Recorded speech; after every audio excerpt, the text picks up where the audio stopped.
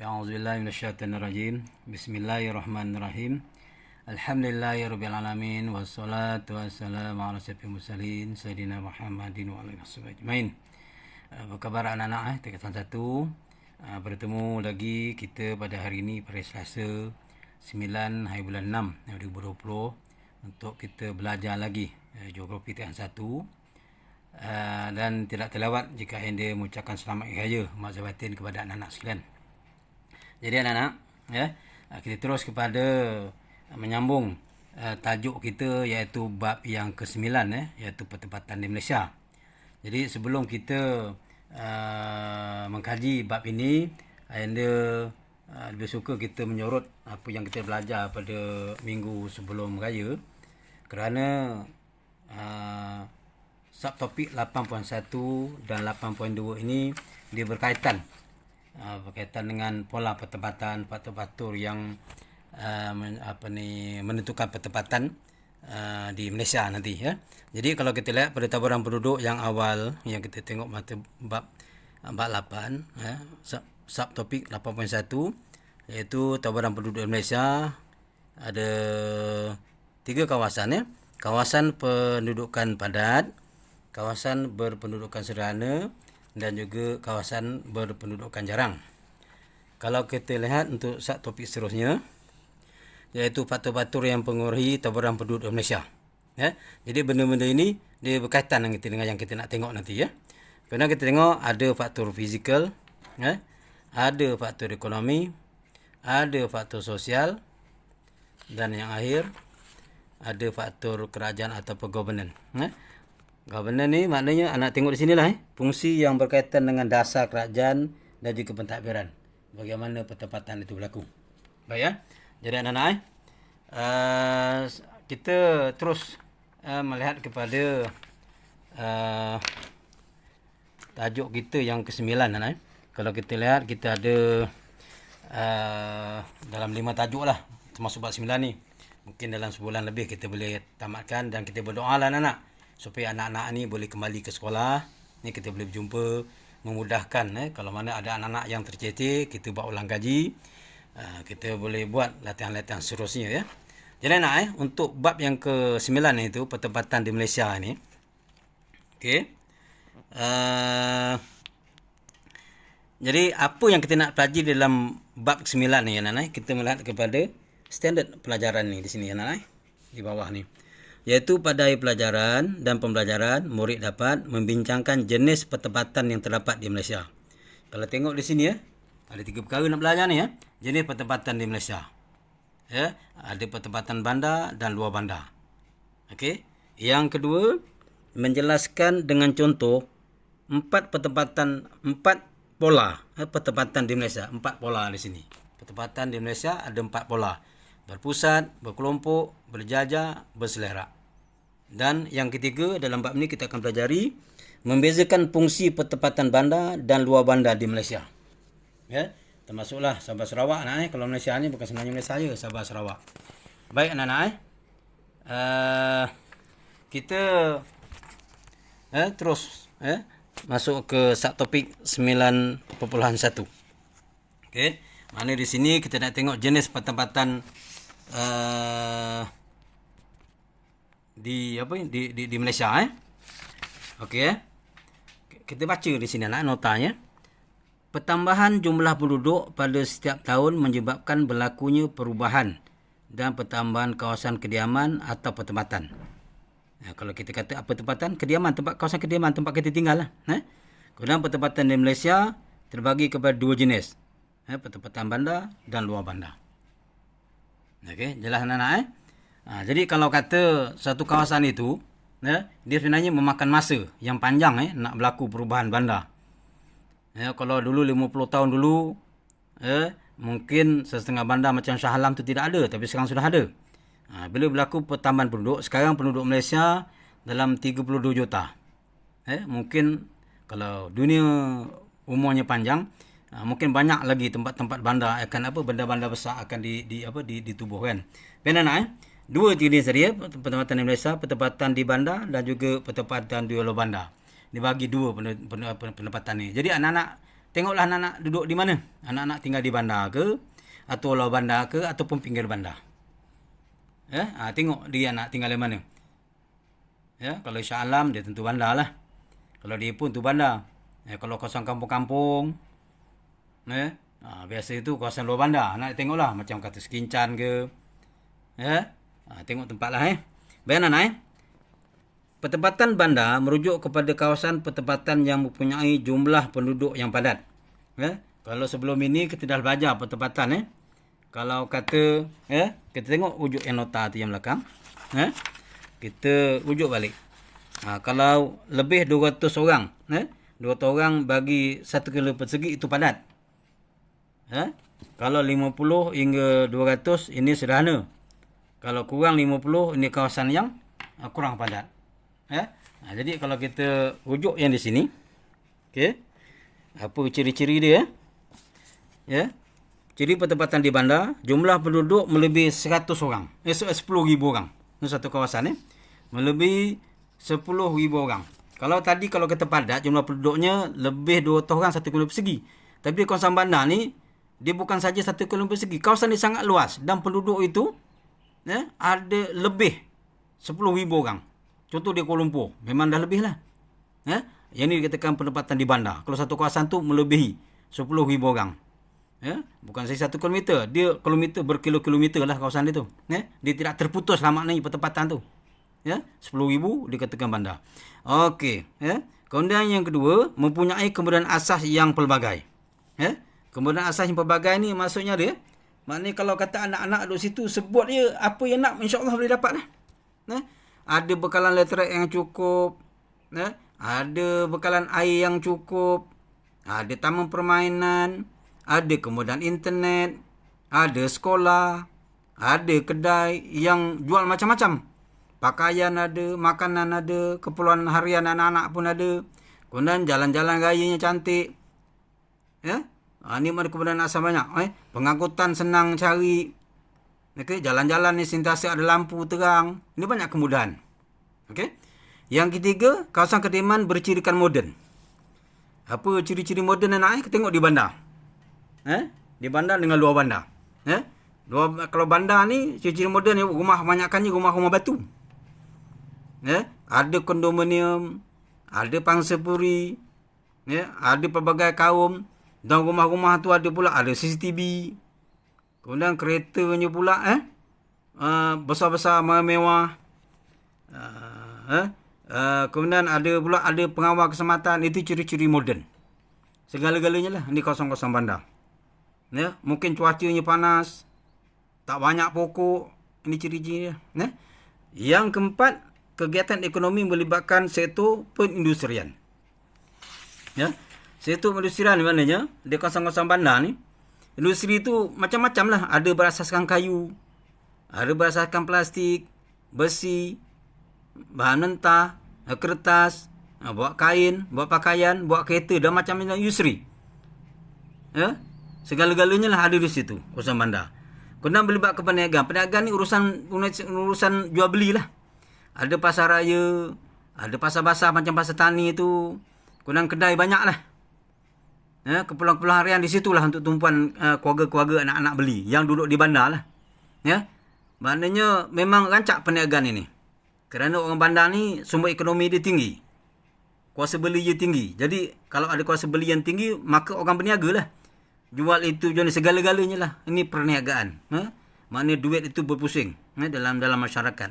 Kemudian ada pembinaan. Pembinaan ni maknanya boleh kita kata kawasan bandar ni pembinaan tidak berhenti. Maknanya bangunan tu bangunan yang baru. Bangunan yang tinggi-tinggi bertingkat-tingkat.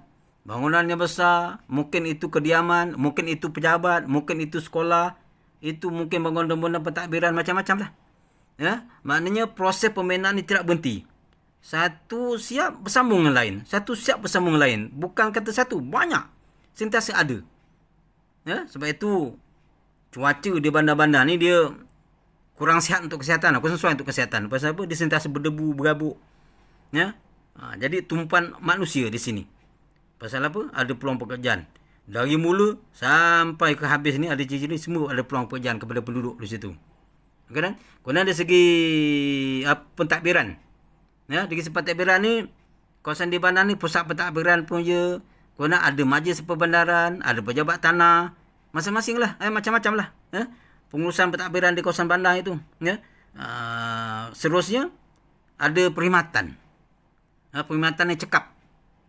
Ada bas, ada kereta, ada LRT, macam-macam perkhidmatan yang di situ. Kemudian ada juga konsultan, ada juga insurans, ada peguam, ada penghantaran barang-barang makanan, ada penjual pos dan sebagainya. Yang ini kawasan bandar yang cukup di sini. Kereta ekonomi melibatkan sektor ini. Okey, anak-anak. Sekarang kita lihat kepada tempatan di luar bandar. Ini buat perbandingan. Kalau anak-anak tinggal di bandar, inilah kedudukan anak di bandar ni. Mungkin juga dalam sektor ini tak berapa jelas, tapi inilah yang digabung-gabung kawasan bandar, inilah dia punya sektor terlibat. Okey. Bagi yang di luar bandar, jumlah penduduk kurang daripada 1000 orang, 10,000 orang. Maknanya memang sikitlah. Yang atas kalau pertempatan luar bandar merujuk pada kawasan pertempatan yang mempunyai kepada penduduk yang rendah. Kurang 10,000 orang. Okey. Kemudian asas yang minima. Kemudian asas yang minima ni, dia ada elektrik. Anak-anak tengok gambar ni. Ada wire elektrik. Kemudian ada bekalan air. Ada sekolah tapi tak ramai, tak besar, tak cukup kemudahan. Ada mak-mak komputer pun tak banyak. Cikgu pun tak ramai. Kemudian kalau ada kedai pun, kalau ada kedai pun, kedai itu kecil-kecil saja. Jualan pun tak pelbagai. Kalau kata penduduk di luar bandar ni nak mendapatkan barang-barang yang lebih bercirikan bandar, dia terpaksa ke bandar lah beli barang. Jadi kebenaran asas ni terhad lah untuk orang bandar. Berkaitan juga sumber kewangan masyarakat luar bandar. Mereka tak memiliki ekonomi yang kukuh. Jadi kalau kata kemudian ini diberikan yang maksimum, kemungkinan besar lah. Tidak bermanfaat untuk mereka kerana tak mampu bayar. Kemudian seterusnya, kawasan kediaman sederhana dan berciri tradisional. Sederhana ni maknanya mereka di kampung. Biasalah anak di kampung. Ini pun di kampung.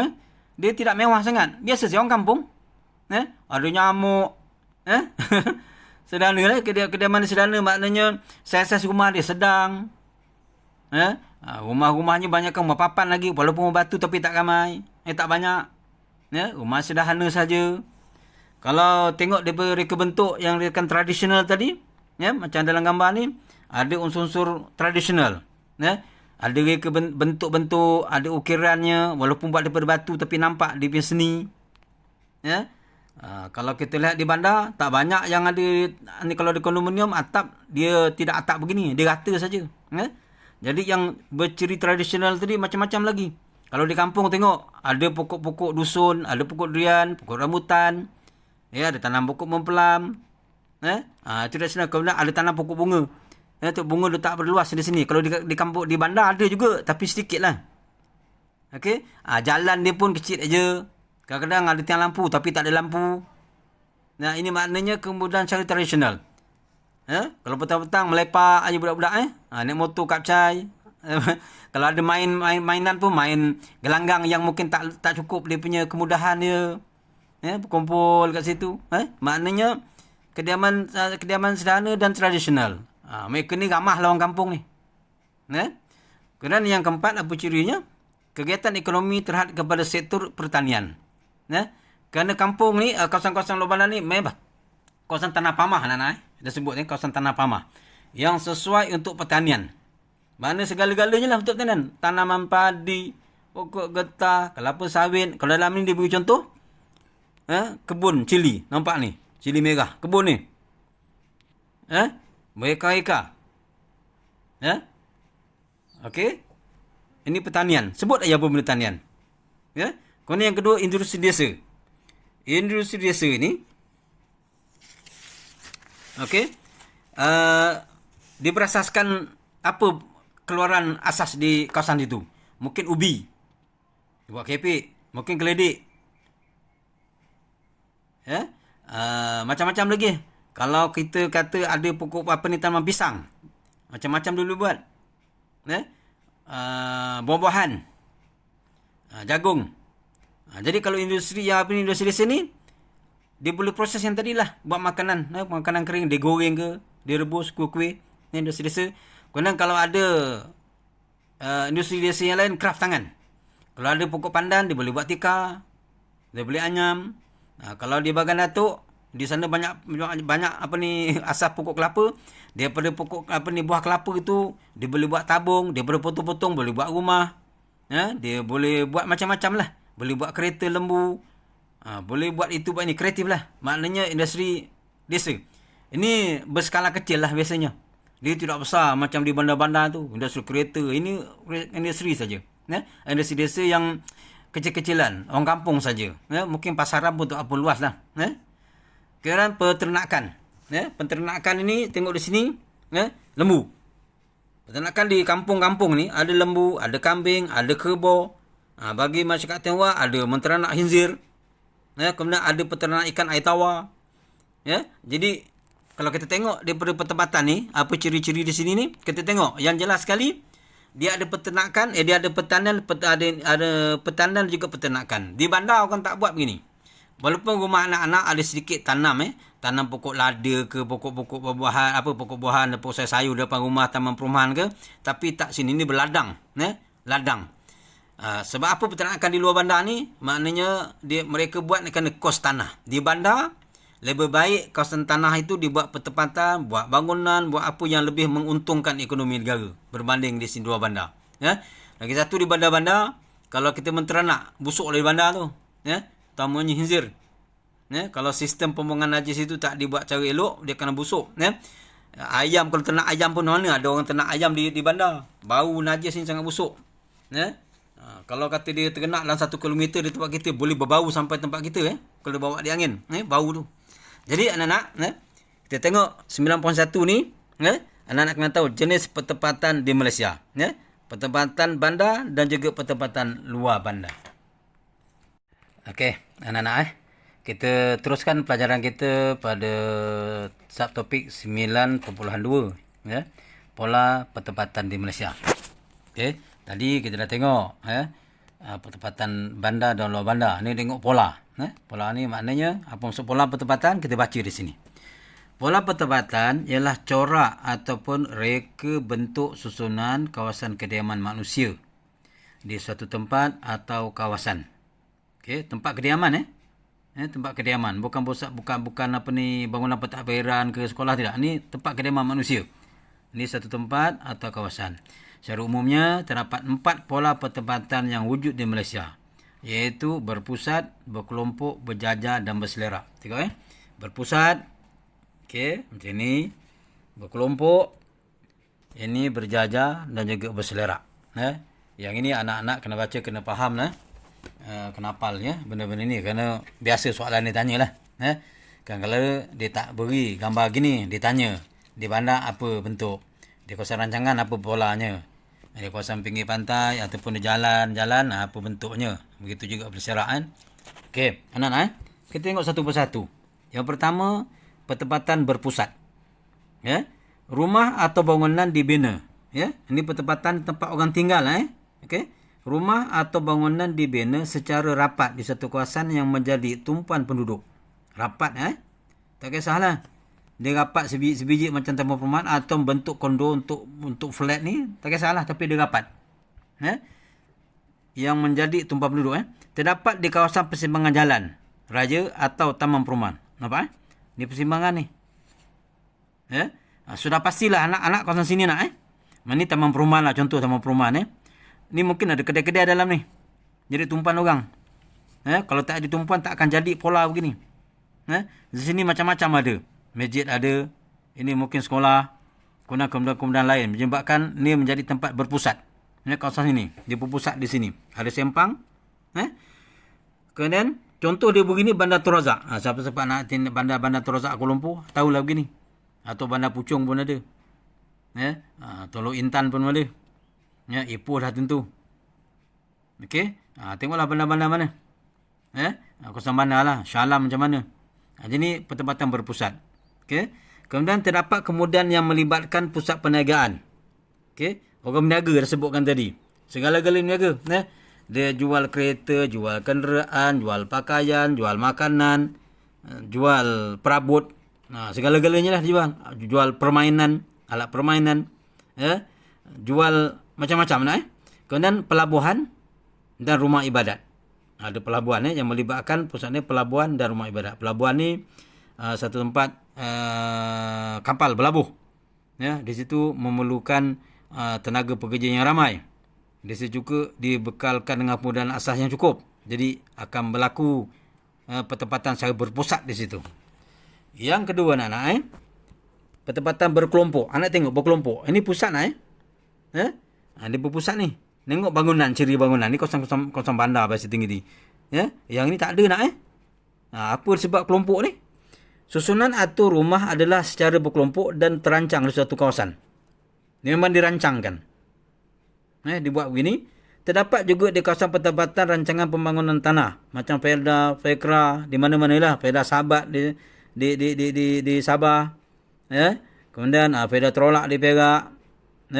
Kalau nak tengok ini kalau kata di kawasan-kawasan Perda lah. Ini rumah pekerja. Rumah peneroka ni. Memang dia kumpul begini. Kerana tanah yang tak diusahakan sama ada pokok getah atau kelapa sawit terletak di tempat lain.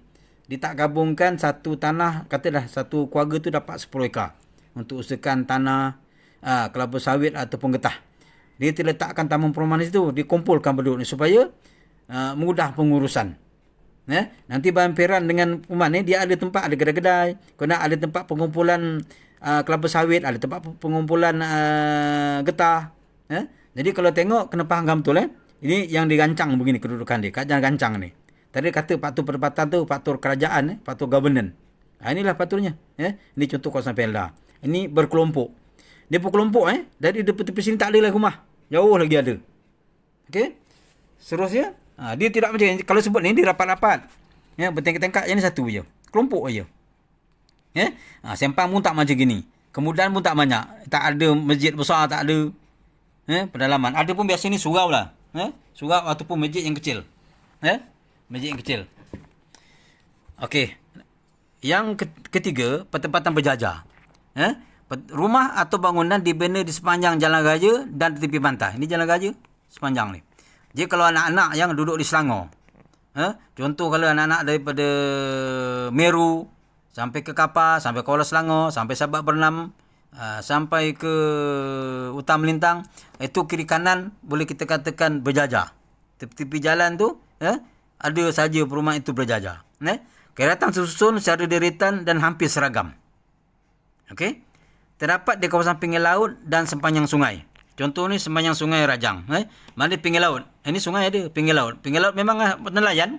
Duduk tepi situ, rumah dia akan bentuk berjajar lah tepi laut tu. Okey. Yang keempat, pertempatan berselerak. Berselerak ni kawasan pedalaman. Rumah dan bangunan dibina secara berserak dan berjauhan antara satu sama lain. Jauh. Ini soal keselamatan ni kadang-kadang kita pun tak nafikan lah. Kerana mereka pun dalam keadaan bahaya. Binatang buas ke. Macam-macam lah.